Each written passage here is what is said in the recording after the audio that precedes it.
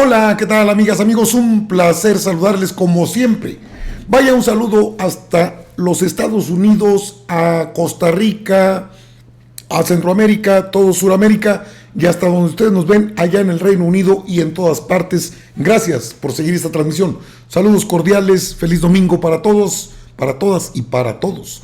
Oiga, el asunto relacionado con el Tribunal Electoral que mañana define la situación de Félix Salgado Macedonio y Raúl Morón. Se han dicho y han manejado la mentira de que, pues, Indalfer Infante, el juez federal, integrante del Tribunal Electoral del Poder Judicial de la Federación, está listo para ajusticiar a Félix Salgado Macedonio. ¿Cómo le han metido ruido a Félix, al toro de Guerrero? No, eso es una mentira más.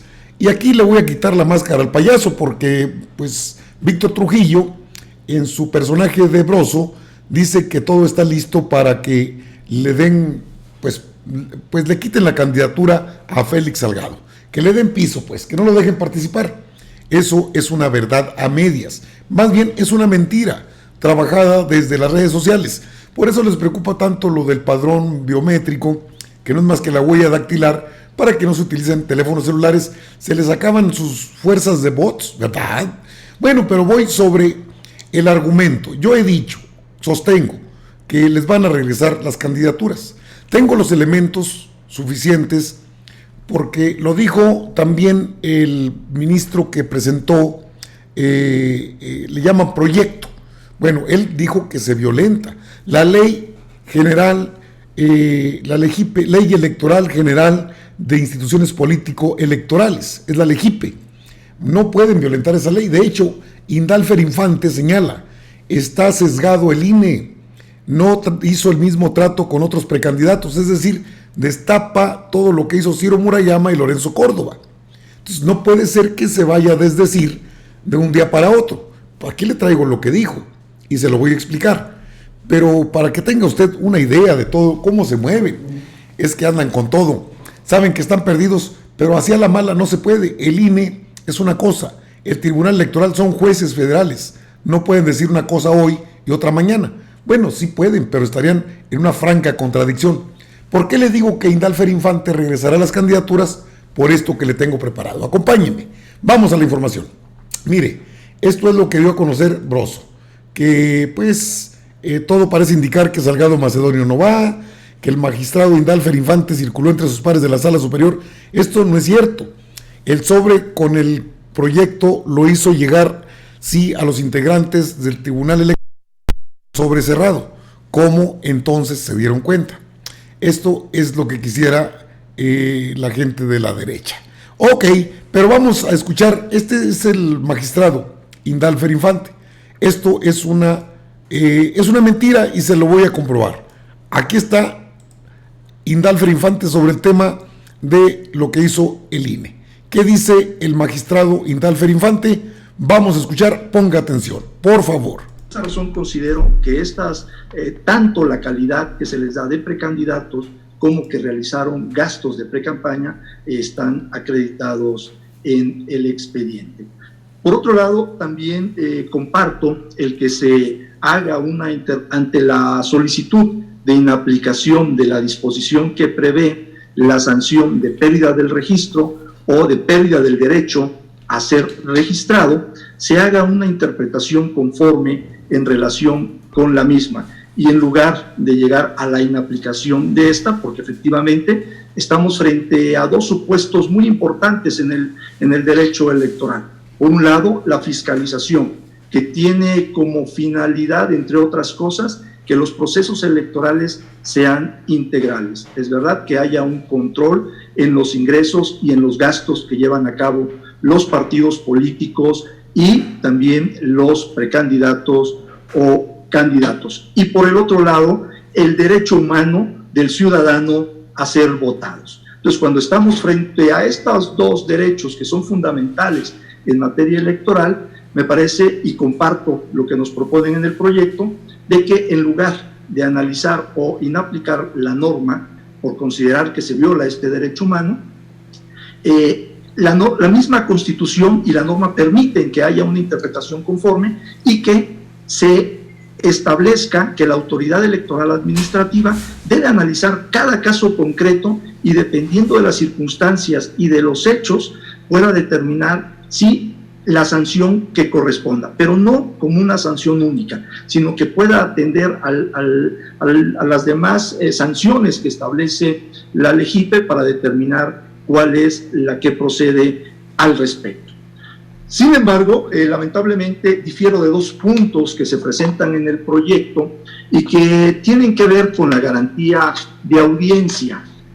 Uno de ellos está identificado en el proyecto como el 7.2.2.3, que se denominó: la autoridad no omitió prevenir a Morena que requiriera a las personas precandidatas las aclaraciones o rectificaciones que ordenó la Unidad Técnica de Fiscalización en el escrito de errores y omisiones. Y la otra, que se identifica con el 7.2.2.4 y que se denomina: en el procedimiento de revisión, la autoridad no tenía la obligación de notificar directamente al precandidato el escrito de errores y omisiones. Digo que difiero de esto porque existe el acuerdo de la Comisión de Fiscalización 18-2020, en el que establece una serie de lineamientos y cómo debe actuar la Unidad Técnica de Fiscalización en estos supuestos cuando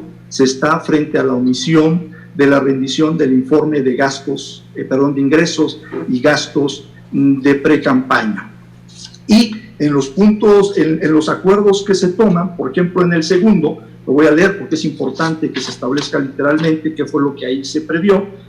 Dice: se ordena a la unidad técnica, dice el acuerdo 2, se ordena a la unidad técnica de fiscalización requiera a aquellos sujetos obligados que se ubiquen en el supuesto de omisión en el reporte de operaciones y o presentación de informe, para que en un plazo improrrogable de un día natural registren sus operaciones, presenten los avisos de contratación y agenda de eventos, adjunten evidencia comprobatoria y presenten el informe atinente a sus ingresos y gastos en el sistema integral de fiscalización, con la firma del responsable de finanzas designado, de conformidad con los artículos 223, numerales 1 y 2, 248, 249, 250, 251 y 252 del Reglamento de Fiscalización, y el Manual del Usuario del CIF, aprobado mediante Acuerdo 017 del 2017.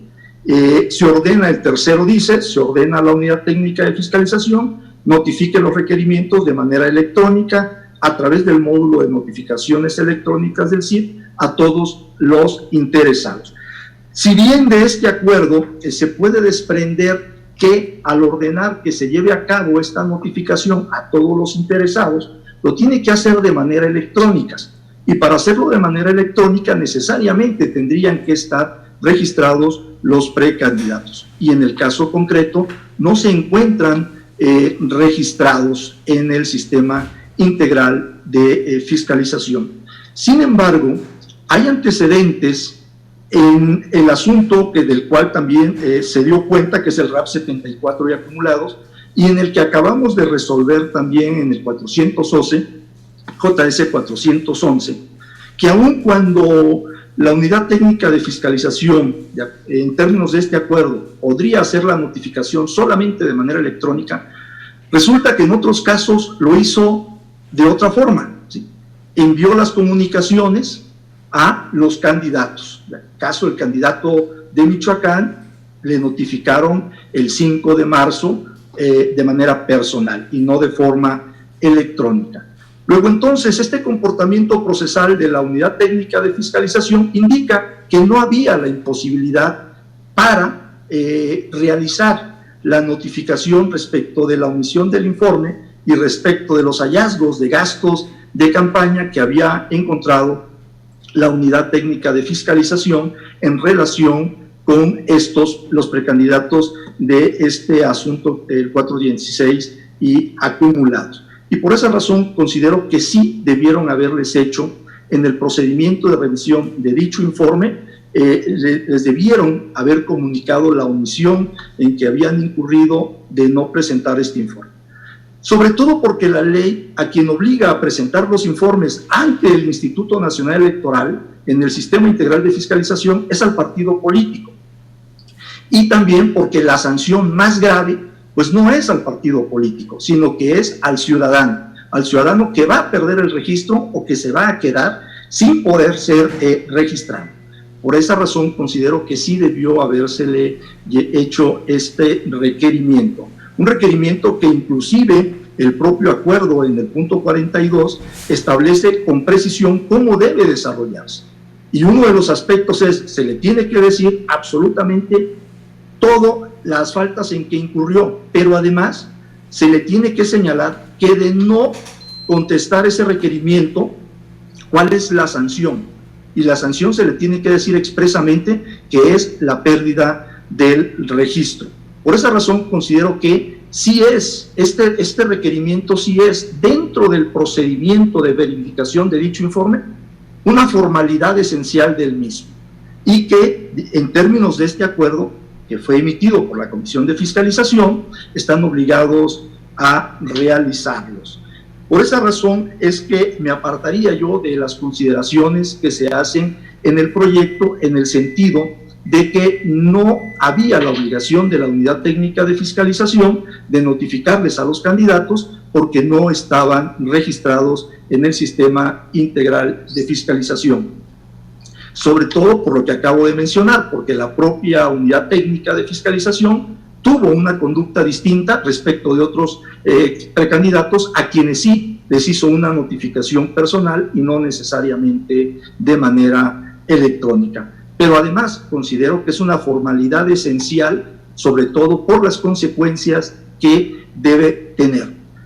No es obstáculo a lo anterior que se haya ordenado, que la Comisión de Fiscalización haya ordenado la apertura de un procedimiento oficioso, porque la garantía de audiencia en la verificación del informe y en el procedimiento oficioso tiene consecuencias distintas.